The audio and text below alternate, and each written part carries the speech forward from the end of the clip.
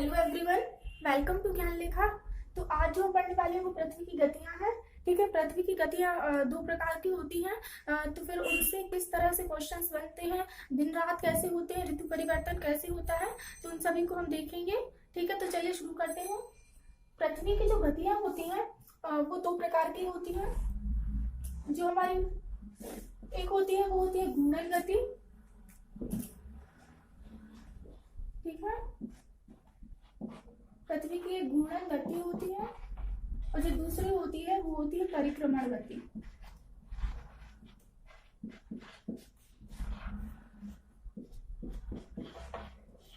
ठीक है, एक होती है घूर्णन गति, एक होती है परिक्रमण गति। घूर्णन गति को ही हम कहते हैं परिभ्रमण गति। घूर्णन गति को ही क्या कहा जाता है? परिभ्रमण गति। ठीक है, इसे इंग्लिश में रोटेशन कहा जाता है।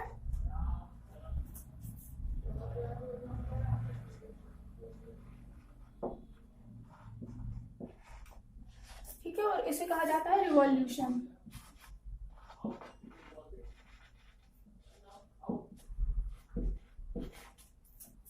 अब घूर्णन गति क्या होती है? तो देखो, घूर्णन गति मतलब पृथ्वी अपनी ही अक्ष पर गति करती है। हम सभी जानते हैं पृथ्वी सूर्य के चारों ओर चक्कर लगा रही है ना। तो जो पृथ्वी सूर्य के चारों ओर परिक्रमा कर रही है वह अलग है, लेकिन पृथ्वी अपने अक्ष पर भी परिक्रमा कर रही है। ठीक है, मतलब कुछ इस तरह से, यदि ये सूर्य है और यह पृथ्वी है तो पृथ्वी अपने अक्ष पर भी परिक्रमा कर रही है। ठीक है, चारों ओर घूमती है अपने अक्ष पर, तो इसे ही घूर्णन गति कहा गया है। ठीक है, और इसे ही कहते हैं हम परिभ्रमण गति। ठीक है, अब परिभ्रमण गति जो है पृथ्वी की घूर्णन गति या परिभ्रमण गति के कारण, याद रखिए, दिन रात होते हैं। यानी पृथ्वी जब अपने अक्ष पर एक पूरा चक्कर कर लेती है कंप्लीट, यानी एक अपने अक्ष पर पूरा एक जो है चक्कर लगा लेती है, तो उसके कारण एक दिन रात होते हैं। ठीक है, तो इसी के कारण पृथ्वी की घूर्णन गति को ही हम कहते हैं दैनिक गति। आप सारे नाम याद रखिएगा क्योंकि किसी भी नाम से प्रश्न पूछा जा सकता है। ठीक है, तो घूर्णन गति के ही 3 अलग अलग नाम है: घूर्णन गति, परिभ्रमण गति और दैनिक गति। ठीक है, तो पृथ्वी जो है अपने अक्ष पर चक्कर लगा रही है, इसे ही घूर्णन गति कहा गया है। और क्योंकि इसके कारण दिन रात होते हैं, इसीलिए इसे हम कहते हैं दैनिक गति। क्यों कहते हैं? क्योंकि इसके कारण होते हैं दिन रात। ठीक है, अब जो हमारी पृथ्वी की घूर्णन गति हम समझ लिए हैं। अब घूर्णन काल भी होता है, यानी पृथ्वी अपने अक्ष पर एक चक्कर कितने समय में पूरा करती है। तो पृथ्वी अपने अक्ष पर एक जो चक्कर है वो लगाती है लगभग, पृथ्वी अपने अक्ष पर जो एक चक्र पूरा करती है वो 23 घंटे 56 मिनट और 4 सेकंड में करती है। 23 घंटे 56 मिनट और 4 सेकंड। ठीक है, और इसी को हम 24 घंटे मान के चलते हैं। ठीक है, अब आपको समझ में आ गया होगा कि पृथ्वी जो है अपने अक्ष पर चारों ओर एक चक्कर लगा रही है, इसके कारण दिन रात होते हैं, इसीलिए इसे दैनिक गति कहते हैं। और यह समय है 23 घंटे 56 मिनट 4 सेकंड। ठीक है, अब हम आते हैं परिक्रमण गति की ओर। तो परिक्रमण गति के बारे में हम सभी जानते हैं कि पृथ्वी सूर्य के चारों ओर चक्कर लगा रही है, इसे ही पृथ्वी की परिक्रमण गति कहा गया है। ठीक है, तो पृथ्वी जो है सूर्य के चारों ओर जो चक्कर लगा रही है उसका जो समय है वो है लगभग 365 दिन 5 घंटे 48 मिनट और 46 सेकंड।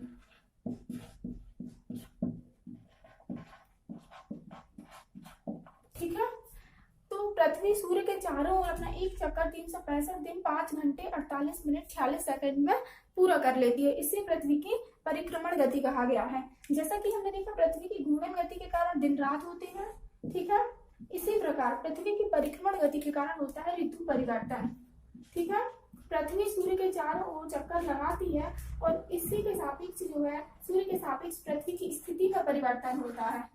सूर्य के सापेक्ष पृथ्वी की स्थिति में परिवर्तन होता है। पृथ्वी जब सूर्य के चारों ओर चक्कर लगाती है तो इसके कारण ऋतु परिवर्तन की घटना होती है।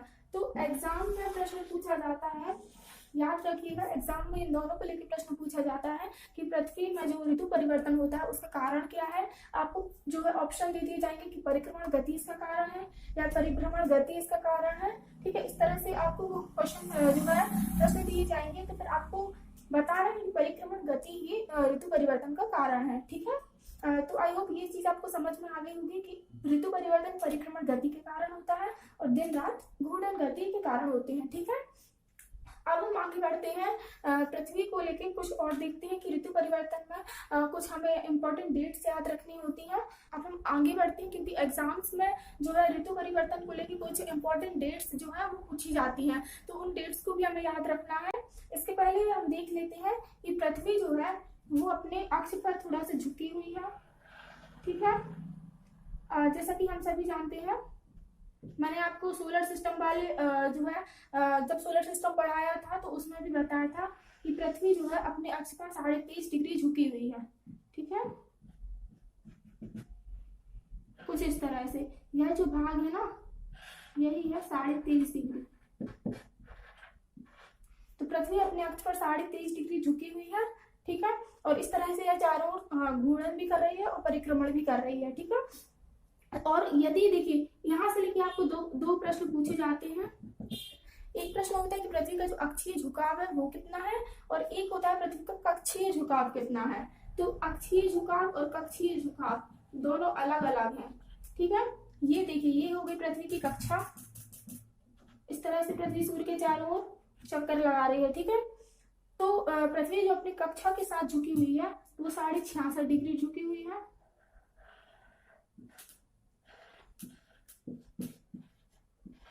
ठीक है, तो पृथ्वी का जो कक्षीय झुकाव है वो 66.5 डिग्री है और पृथ्वी का जो अक्षीय झुकाव है यानी अपने अक्ष पर जो झुकी हुई है वो 23.5 डिग्री है। तो अब ये दोनों चीजें आप अच्छे से याद रखिएगा कि पृथ्वी का जो अक्षीय झुकाव है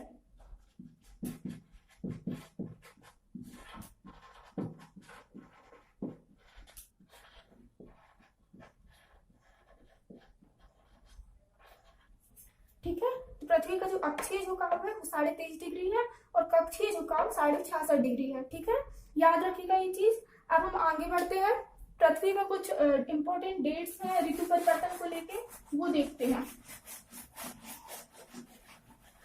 अब हम पृथ्वी में ऋतु परिवर्तन देखते हैं। ऋतु परिवर्तन को लेके हमें कौन कौन सी डेट्स याद रखनी है। देखिए, हम सभी जानते हैं पृथ्वी सूर्य के चारों ओर कुछ इस तरह से चक्कर लगा रही है।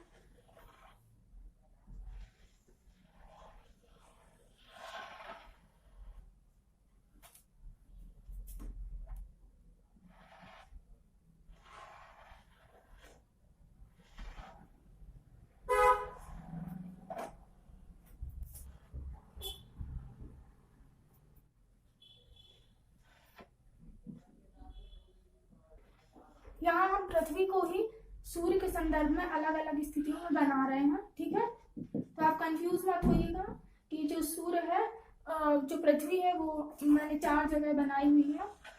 ठीक है, ये पृथ्वी है जो अलग अलग स्थितियों में सूर्य के चक्कर करते हुए दर्शा रहे हैं हम। ठीक है, तो इस तरह से पृथ्वी जो है सूर्य के चारों ओर परिक्रमा कर रही है पश्चिम से पूर्व की ओर। ठीक है, याद रखिएगा सूर्य के चारों ओर पृथ्वी जो परिक्रमा कर रही है वो पश्चिम से पूर्व की ओर कर रही है। ठीक है, अब देखिए पृथ्वी अपने अक्ष पर पृथ्वी जब चारों ओर परिक्रमा कर रही है तो अपने अक्ष पर घूम रही है। ठीक है, तो यहाँ हर जगह पृथ्वी घूर्णन गति कर रही है।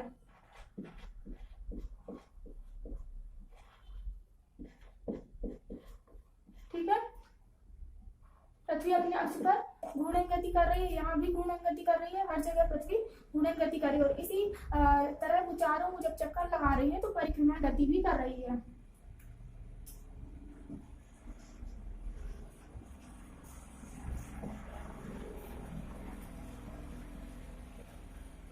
ठीक है, इस तरह से चारों ओर चक्कर लगाते हुए परिक्रमा गति भी कर रही है। तो अब देखिए आप, यहाँ पर हमारी कर्क रेखा है, यहाँ पर विषुवत रेखा यानी 0 डिग्री और यहाँ पर मकर रेखा। ठीक है, इस प्रकार से हमारी 3 रेखाएं हैं, कर्क रेखा, विषुवत रेखा और मकर रेखा। तो पृथ्वी जब चारों ओर परिक्रमा करती है तो सूर्य के सापेक्ष पृथ्वी की स्थिति में परिवर्तन होता है। ठीक है, तो होता क्या है कि कभी कर्क रेखा सूर्य की ओर, कभी सूर्य की जो किरणों का झुकाव है वो कर्क रेखा की ओर अधिक होता है, कभी मकर रेखा की ओर अधिक होता है सूर्य की किरणों का झुकाव, और कभी स्थिति ऐसी बनती है कि विषुवत रेखा की ओर विषुवत रेखा की ओर सूर्य की किरणों का झुकाव अधिक होता है। तो उन्हीं स्थितियों के कारण कुछ चीजें हैं जो हमें समझनी है। देखिए,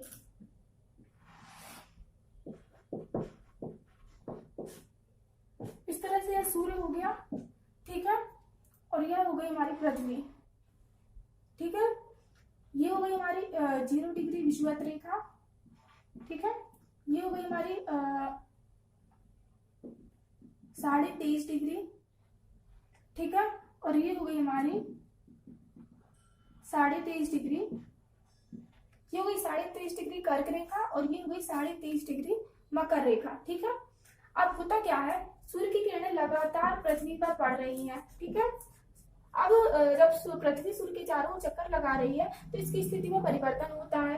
तो हम शुरुआत करते हैं 21 मार्च से। ठीक है, 21 मार्च को सूर्य की जो किरणें हैं वो विषुवत रेखा पर लंबवत पड़ती हैं, यानी विषुवत रेखा पर सूर्य की किरणें लंबवत पड़ रही हैं। तो इस स्थिति में 21 मार्च को संपूर्ण जो है पृथ्वी की बात करें तो दिन रात बराबर होते हैं, क्योंकि सूर्य की किरणें विषुवत रेखा पर लंबवत पड़ती हैं। ठीक है, अब जब 21 मार्च के बाद जो है सूर्य जो है उत्तरायण की स्थिति में रहता है। सूर्य जब यहाँ से दक्षिणी गोलार्ध से ही इस उत्तरायण की स्थिति में आ जाता है और 21 मार्च को यह विषुवत रेखा पर आता है। ठीक है, तो एक बात याद रखिएगा कि सूर्य गति नहीं कर रहा है पृथ्वी के चारों ओर, पृथ्वी गति कर रही है सूर्य के चारों ओर। तो स्थिति में परिवर्तन पृथ्वी की हो रहा है, लेकिन पृथ्वी की स्थिति में परिवर्तन होने के कारण सूर्य की किरणें जो है वो कहाँ पड़ रही है, वो जो स्थिति बदल जाती है। तो इसीलिए हम बोलते हैं कि सूर्य जो है उत्तरायण या दक्षिणायन हो रहा है। उत्तरायण मतलब उत्तरी गोलार्ध की ओर जा रहा है और दक्षिणायन हो रहा है मतलब नीचे इसका झुकाव हो रहा है। ठीक है, तो कंफ्यूज मत होइएगा कि सूर्य जो है ऊपर या नीचे जा रहा है, ऐसा नहीं है। ठीक है, तो देखिए सूर्य जो है 21 मार्च के बाद उत्तरायण हो रहा है। तो यहाँ पर 21 जून को सूर्य जो है कर्क रेखा पर लंबवत सूर्य की जो किरणें है 21 जून को कर्क रेखा पर लंबवत पड़ती हैं। ठीक है, 21 जून को जब सूर्य की किरणें कर्क रेखा पर लंबवत पड़ती है तो इस दिन उत्तरी गोलार्ध में, ठीक है, यानी ये हमारा उत्तरी गोलार्ध हो गया।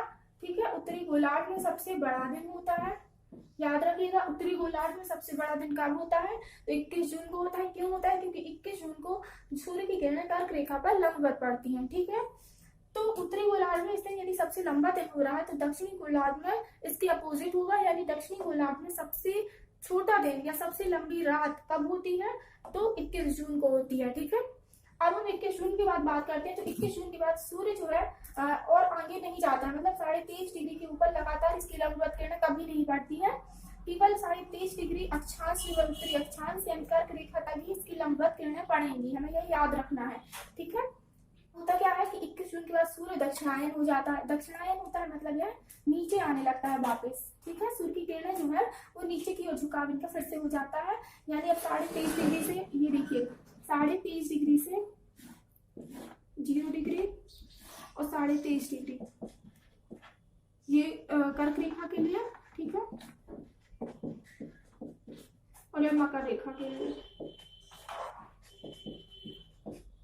ठीक है, तो अब आप समझिए कि सूर्य जब ऊपर जा रहा था यानी उत्तरायण हो चुका था। ठीक है, तो 21 जून के बाद सूर्य जो है और अधिक उत्तरायण नहीं होता है, यानी इसकी जो है लंबवत किरणें कभी भी 23.5 डिग्री के ऊपर नहीं पड़ती हैं। ठीक है, 23.5 डिग्री तक ही इसकी लंबवत किरणें पड़ती हैं। अब क्या होगा, सूर्य जो है पुनः दक्षिणायन हो जाता है।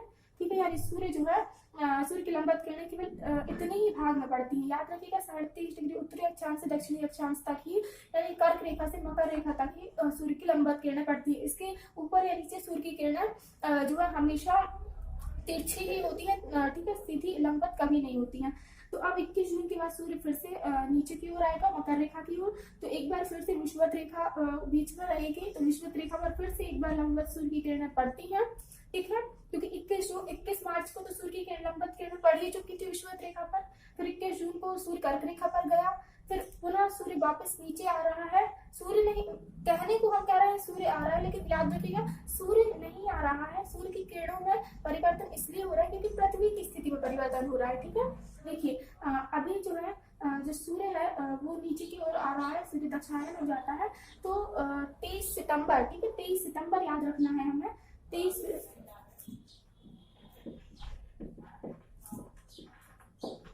ठीक है, 23 सितंबर को एक बार फिर से सूर्य की किरणें विषुवत रेखा यानी 0 डिग्री पर लंबवत पड़ती हैं। 21 मार्च और 23 सितंबर दोनों को सूर्य की किरणें विषुवत रेखा पर लंबवत पड़ती हैं। अब सूर्य पुनः नीचे आता है, यानी दक्षिणायन हो ही चुका था, तो दक्षिणी गोलार्ध में नीचे आ रहा है। सूर्य यहाँ तक आ चुका था, अब सूर्य नीचे आ रहा है, और अब जब नीचे आएगा तो 22 दिसंबर, ठीक है, 22 दिसंबर को सूर्य की किरणें मकर रेखा पर लंबवत पड़ती हैं। यहाँ भी लिख देते हैं 22 दिसंबर, ठीक है। तो 22 दिसंबर को मकर रेखा पर सूर्य की किरणें लंबवत पड़ती हैं। तो इससे होता क्या है कि अब दक्षिणी गोलार्ध में सबसे लंबा दिन होता है, ठीक है। तो दक्षिणी गोलार्ध में सबसे लंबा दिन कब होता है? 22 दिसंबर को होता है, याद रखिएगा, ठीक है। अब जब दक्षिणी गोलार्ध में सबसे लंबा दिन 22 दिसंबर को हो रहा है, तो इसका बिल्कुल अपोजिट होगा, यानी उत्तरी गोलार्ध में। देखिए दक्षिणी गोलार्ध में सबसे बड़ा दिन 22 दिसंबर को हो रहा है, ठीक है। तो उत्तरी गोलार्ध में सबसे छोटा दिन 22 दिसंबर को होगा, ठीक है। तो आई होप आपको चीजें समझ में आ गई होंगी कि सूर्य जो है वो यहाँ पर एक और चीज है 21 मार्च, ठीक है। तो हमें 4 ही डेट याद रखनी है, 21 मार्च, 23 सितंबर, 21 जून और 22 दिसंबर, ठीक है। यानी 21 मार्च और 23 सितंबर को सूर्य विषुवत रेखा पर लंबवत हो रहा है, यानी हमारी 0 डिग्री अक्षांश रेखा इस पर लंबवत हो रहा है। और 21 जून को सूर्य कर्क रेखा पर लंबवत हो रहा है। इसके साथ में 22 दिसंबर को सूर्य मकर रेखा पर लंबवत होता है, ठीक है।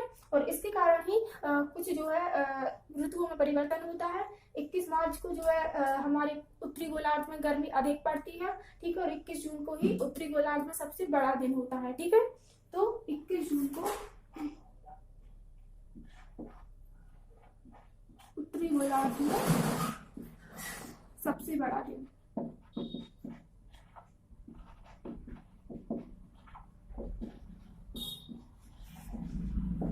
ठीक है। 21 जून को उत्तरी गोलार्ध में सबसे बड़ा दिन, 22 दिसंबर को दक्षिणी गोलार्ध में सबसे बड़ा दिन।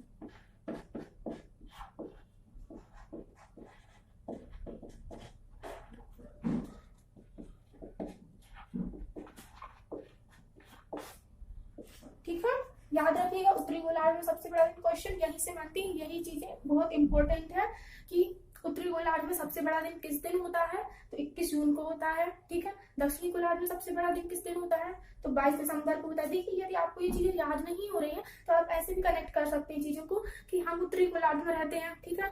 तो उत्तरी गोलार्ध में ग्रीष्म ऋतु यानी गर्मी कब पड़ती है, तो जून, मई जून के महीने में ही पड़ती है, तो इसी समय सबसे बड़ा दिन होगा। तो जून में उत्तरी गोलार्ध में सबसे बड़ा दिन होगा। और जब हम हमारे यहाँ ठंड कब पड़ती है, दिसंबर के समय बहुत ठंड पड़ती है, दिसंबर जनवरी के समय। तो इसीलिए दिसंबर के जनवरी के समय मकर रेखा पर यानी दक्षिणी गोलार्ध में गर्मी पड़ेगी, तो इसीलिए 22 दिसंबर को वहां पर सबसे बड़ा दिन होगा, ठीक है। तो ऐसी चीजों को आप कनेक्ट करके याद रखिए। हर जगह ट्रिक की कोशिश मत कीजिए कि ट्रिक से ही हमें चीजों को याद करना है, क्योंकि ये छोटी छोटी चीजें हैं, ठीक है। इसके साथ में हमें संक्रांति भी पढ़नी है। संक्रांति क्या होती है, ये चीजें आपको याद रखनी है। तो चारों डेट को यदि आपको याद रखना है तो एक साथ ऐसे कनेक्ट करके याद रख सकती हैं, 21, 21, 23, 22। बस इस तरह से आप फॉर्मेट याद कर लीजिए, ठीक है। 21, 21, 23, 22, 3-3 महीने का अंतराल आप अपने आप ही लगा दीजिए। यहाँ पे देखिए मार्च, जून, सितंबर और दिसंबर, ठीक है। इस तरह से आप चीजों को कनेक्ट कर लीजिए, 21, 21, 23, 22, ठीक है। और महीने तो आप अपने अंदर ही लगा, 3-3 महीने का अंतराल है तीनों में, चारों में 3-3 महीने का अंतराल है। तो इस तरह से चीजों को कनेक्ट कर लीजिए और चारों डेट आप याद रखिए। यही डेट्स जो है वो बहुत इंपॉर्टेंट है इन अल्टरनेट में, 21 जून और 22 दिसंबर। ठीक है, चलिए आई होप आपको सारी चीजें समझ आ गई होंगी। ठीक है, किस तरह से हमारे उत्तरी गोलार्ध में सबसे बड़ा दिन हो रहा है और दक्षिणी गोलार्ध में सबसे बड़ा दिन हो रहा है, और संपूर्ण पृथ्वी पर दिन रात केवल 2 दिन बराबर होते हैं, एक होता है 21 मार्च और दूसरा 23 सितंबर। ठीक है, चलिए अब हम आगे बढ़ते हैं। कुछ हम संक्रांति को देखना है, साथ में यह देख लेते हैं कि उपसौर और अपसौर क्या है। ठीक है, वैसे उपसौर और अपसौर का डिस्कशन हम कर चुके हैं सोलर सिस्टम वाले में, और आज फिर से मैं आपको बता देती हूँ। तो अब हम संक्रांति देखते हैं, संक्रांति क्या होती है।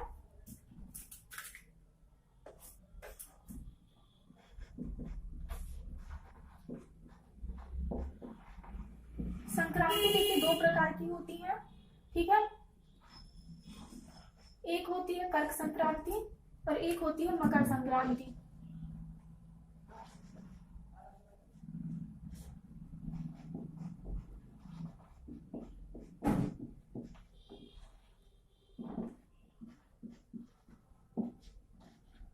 ठीक है, तो हमने पढ़ा है अभी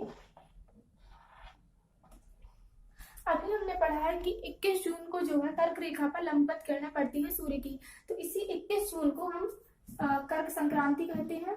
ठीक है, 21 जून को ही कर्क संक्रांति कहते हैं क्योंकि इस दिन कर्क रेखा पर सूर्य की लंबवत किरणें पड़ती हैं।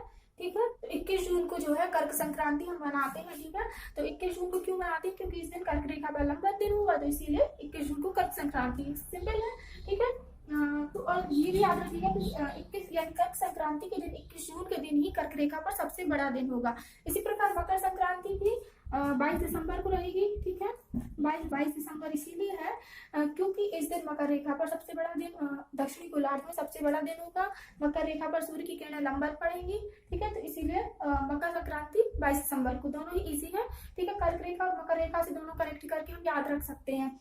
इसके साथ में एक और चीज है जो है विषुव।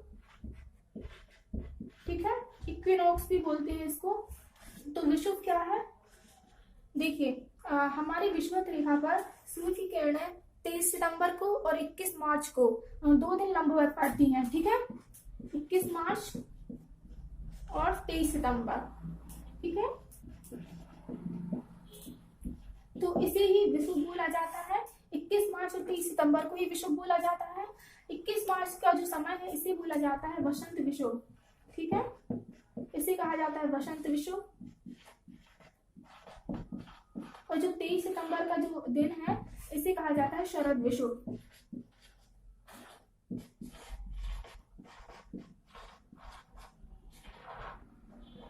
ठीक है, तो ये दोनों चीजें याद रखिए। क्वेश्चन यहाँ से बन जाता है कि वसंत विषुव कब है, तो 21 मार्च को वसंत विषुव और 23 सितंबर को शरद विषुव। ठीक है, और कर्क संक्रांति और मकर संक्रांति कब है, तो 21 जून को और 22 दिसंबर को। ये 4 वही डेट्स जो हमने पहले पढ़ी थी, इसीलिए मैंने पहले भी कहा था कि ये सभी जो है वो इंपॉर्टेंट डेट्स हैं जो हमें याद रखनी है। ठीक है, तो इन्हीं से हमें कर्क संक्रांति, मकर संक्रांति, शरद विषुव, वसंत विषुव ये सब कब आते हैं ये याद रखना है। चलिए, इसके साथ में एक और चीज जो हमारी बची हुई है वो यह है कि पृथ्वी जो है सूर्य के चारों ओर चक्कर लगा रही है। ठीक है, इस तरह से पृथ्वी, मान लीजिए ये पृथ्वी है। ठीक है, यह सूर्य के चारों ओर चक्कर लगा रही है। ठीक है, ये हमारा सूर्य हो गया। ठीक है, तो देखिए पृथ्वी सूर्य के चारों ओर चक्कर लगा रही है। ठीक है, तो इसी संदर्भ में क्या है कि एक पृथ्वी की सूर्य से होती है न्यूनतम दूरी और एक होती है अधिकतम दूरी। ठीक है, तो जो न्यूनतम दूरी होती है वो होती है 3 जनवरी को, इसे ही कहते हैं हम उपसौर। जबकि जो अधिकतम दूरी होती है वो होती है 4 जुलाई को, इसे हम कहते हैं अपसौर। उपसौर और अपसौर दोनों अलग अलग हैं। ठीक है, इस तरह से 3 जनवरी और 4 जुलाई ये जो है पृथ्वी की सूर्य से अधिकतम और न्यूनतम दूरी का समय है। जिसे हम उपसौर और अपसौर कहते हैं, ठीक है। ये जो है इम्पोर्टेंट है, क्योंकि प्रश्न पूछे जाते हैं एग्जाम में कि उपसौर की घटना कब होती है, तो 3 जनवरी को होती है, और अपसौर की घटना कब होती है, तो 4 जुलाई को होती है, ठीक है। तो हमारी जो पृथ्वी की गतियों को लेकर सारी इंपॉर्टेंट चीजें थी वो सब कंप्लीट हो गई हैं। पृथ्वी की गतियों को लेकर जितने भी जहाँ से क्वेश्चंस बन सकते थे वो सभी हमने कवर किए हैं। सारी डेट्स इंपॉर्टेंट है, इसलिए डेट्स अच्छे से याद रखिएगा, क्योंकि डेट्स से ही क्वेश्चंस पूछे जाते हैं, ठीक है। एक बार एक क्विक रिवीजन करते हैं सारी चीजों का। तो पृथ्वी की गतियां 2 प्रकार की होती है, घूर्णन गति और परिक्रमण गति। घूर्णन गति के कारण दिन रात होते हैं, परिक्रमण गति के कारण ऋतु परिवर्तन होता है। ऋतु परिवर्तन में हमको 4 डेट्स याद रखनी है, 21 मार्च, 21 जून, 23 सितंबर और 22 दिसंबर। ये 4 डेट्स हमको याद रखनी है, ठीक है। 21 मार्च और 23 सितंबर ये 2 दिन जो है विषुवत रेखा पर सूर्य की किरणें लंबवत पड़ती है, तो इन 2 दिनों में हम विषुव कहते हैं, ठीक है। शरद विषुव और वसंत विषुव। वसंत विषुव कब रहता है? वसंत विषुव रहता है हमारा 21 मार्च को, और शरद विषुव कब रहता है? शरद विषुव रहता है हमारा 23 सितंबर को, ठीक है। इसके साथ में 21 मार्च को हम कर्क संक्रांति कहते हैं, क्योंकि इस दिन कर्क रेखा पर सबसे बड़ा दिन कर्क रेखा पर सूर्य की किरणें लंबवत पड़ती है और उत्तरी गोलार्ध में सबसे बड़ा दिन होता है, ठीक है। और दक्षिणी गोलार्ध में सबसे बड़ा दिन होता है मकर संक्रांति के दिन, यानी 22 दिसंबर के दिन, ठीक है। तो ये 4 जो डेट्स है वो इम्पोर्टेंट है। इसके बाद उपसौर और अपसौर इम्पोर्टेंट है, ठीक है। उपसौर यानी सूर्य और पृथ्वी के बीच न्यूनतम दूरी, ये कब होती है? ये होती है 3 जनवरी को। और अपसौर यानी सूर्य और पृथ्वी के बीच अधिकतम दूरी, यह कब होती है? यह होती है 4 जुलाई को, ठीक है।